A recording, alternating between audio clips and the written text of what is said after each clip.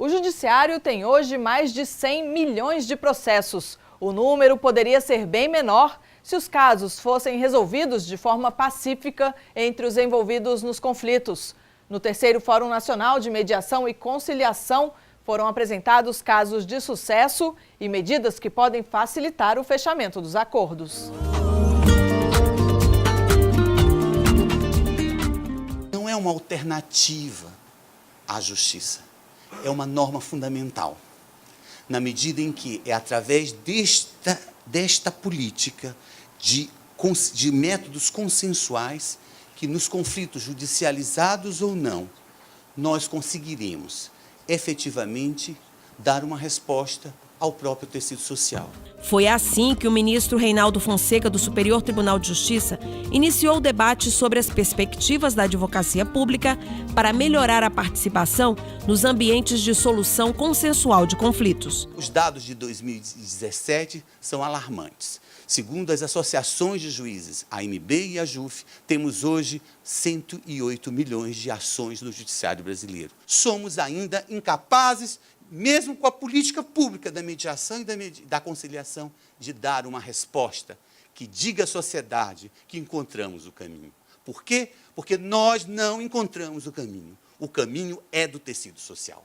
O caminho é a sociedade que vai reconstruir esse movimento de mediação e conciliação, onde aquele que bateu com seu carro, aquele irmão que brigou com outro irmão, aquele vizinho que brigou pelo muro com outro vizinho, tem que redescobrir a capacidade da negociação. Ao lado do histórico, vieram os dados de sucesso. O exemplo que a advocacia pública tem dado, seguindo a trilha da Caixa Econômica Federal, no sentido de desistência dos chamados processos em sede de recursos repetitivos, depois de consagrada a tese jurídica, isso já é um avanço. O juiz federal do Tribunal Regional Federal da Terceira Região, Paulo Marcos Rodrigues de Almeida, ressaltou a necessidade de unir forças em prol da celebração de acordos e, com isso, reduzir os litígios. A gente já avançou muito, mas ainda temos muito que avançar.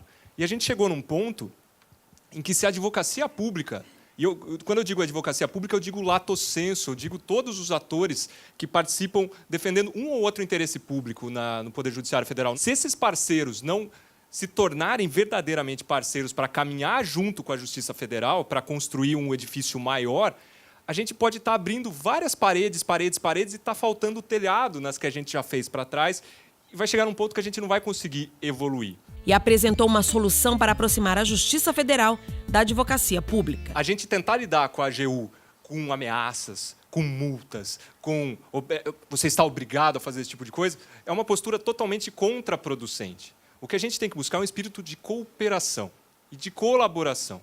Tem cabimento? Tem cabimento um distanciamento tão grande quando a gente precisa construir soluções? Quem está com o processo na mão sabe como ninguém que nem sempre é possível conciliar. Ocorreu aqui na 5ª Região, na seção judiciária do Ceará, de onde eu trabalho, ocorreu quando o CPC atual entrou em vigor, veio um ofício da AGU simplesmente dizendo: olha, não marque essas audiências não, porque nós não iremos, não há interesse. Eu acredito que essa mentalidade dentro da AGU só vai começar a surgir quando eles tiverem a concepção objetiva de que vale a pena.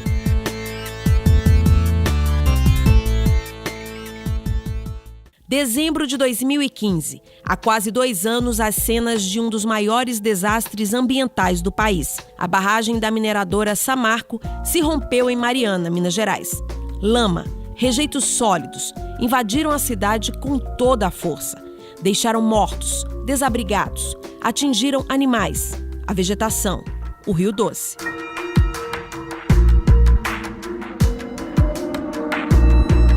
Um fato que não pode ser apagado nem esquecido. A população atingida quer justiça, quer que os culpados sejam responsabilizados. O que isso tem a ver com o Fonacom? Tudo. O terceiro Fonacom permitiu ainda um terceiro momento de debate. O tema foi conflitos socioambientais, um assunto que contou com a participação de representantes do Superior Tribunal de Justiça, da Justiça Federal e da Advocacia Geral da União.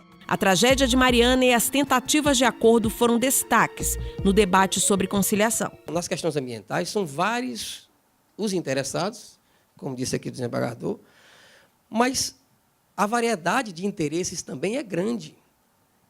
É uma questão que seguramente não há, ao final, vencedores e vencidos. Nós temos que partir dessa premissa para encontrarmos a solução adequada na questão ambiental. As empresas todas assumiram a responsabilidade. O acordo está assinado. A Justiça Federal não tem dúvidas de que a conciliação já é um caminho sem volta. Mas, nas demandas socioambientais, muitas questões ainda precisam ser esclarecidas. Primeiro se levanta a questão da suposta indisponibilidade do interesse público, que seria um impeditivo para esse tipo de acordo. Ou então se argumenta com a tese de que os direitos ambientais, os bens ambientais são bens coletivos, bens difusos de toda a coletividade, que não haveria um titular claro para transacionar com eles, o que tornaria impossível materialmente a negociação, a conciliação envolvendo bens ambientais. São conflitos de alta densidade factual. E eles pedem um tipo de resolução diferente, adequado a eles. E os nossos conflitos hoje são todos entrelaçados. Nós vamos fazer ali uma desocupação humanizada numa área urbana, mas, de repente, tem uma comunidade cigana. Mas, se ocupar aquela área, ele vai contaminar o lençol freático. E, quando a gente vê, está o Estado todo representado naquilo ali. Então, nós não temos mais aquela situação monolítica. E como é que nós vamos nos atualizar para isso? A notícia sobre o acordo com a Samarco também alegrou a desembargadora Maria do Carmo. Este acordo que foi feito e homologado pela conciliação da primeira região, eu como coordenadora geral, na verdade foi um reconhecimento de responsabilidade das empresas. As empresas não tiveram nenhum benefício neste acordo. Ao contrário, elas assumiram as obrigações de reconstrução das cidades e, eu digo assim, até de devolução de dignidade das pessoas.